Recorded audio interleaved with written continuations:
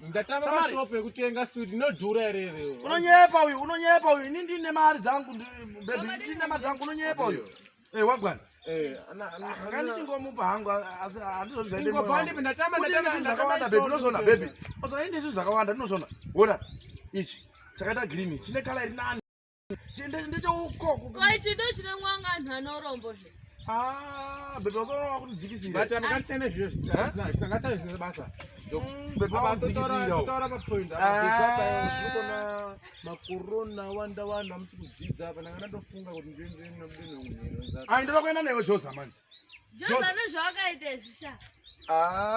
Inini baby kungoti hurumende inongondidzanyira zvayo kuti nditenge ndege. Ndakata ndege karini. Kuti kudaro? Ndakata ndege kare. Mira.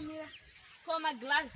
Aya ndo madhipi acho manje ma class akubuda ane mawiper.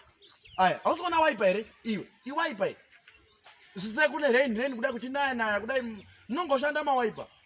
Sure. Mimi ndichitora vazangu kane kala kudai. Usangonyeperwa nebonga iri. Rina kana mari kana pana zviripo apa. Ndokuudza chokwadi. Ndokapedza kutaura naye tora. Andapedza. Iwo tori kamukara kudai kuti akangofanda kudai otoita zvokuita se. Because nguva yakona yareba chikora chachona chisikafuki. Maticha yangu tuma pamagaro mazdenesa angangu. Saka maticha yangu pamagasa akadauro kuti adibani wani. Iwe Shamari, iwe hakuna kwa America kwaanokuisa uyu inhubu iyi. Inini bana apa ini ndini ngane mari dzake. Kosha utaura nawo kare, ngani motaura nawo.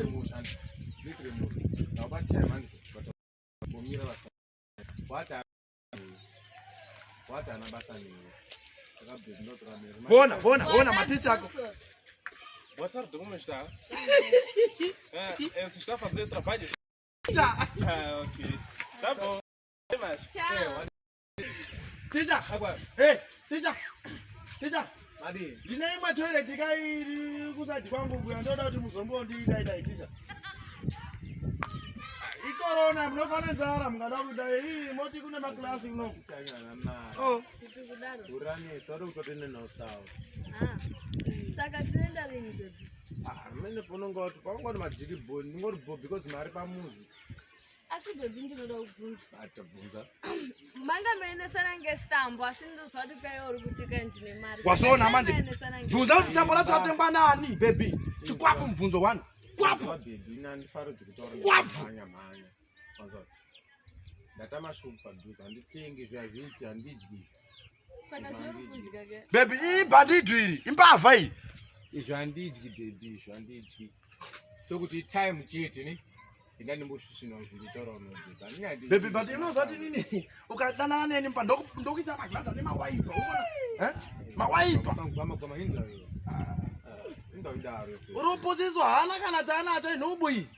Ahora kana uchitosara nayo because Amena baby. Saka kuti ubani ngatibaye. Okay, saka ai zvinono zvitaura plus yanda age futi. Plus yanda age futi ndotono kuposta uko. Aiwe 200 enda munofa kwa makaro iwo.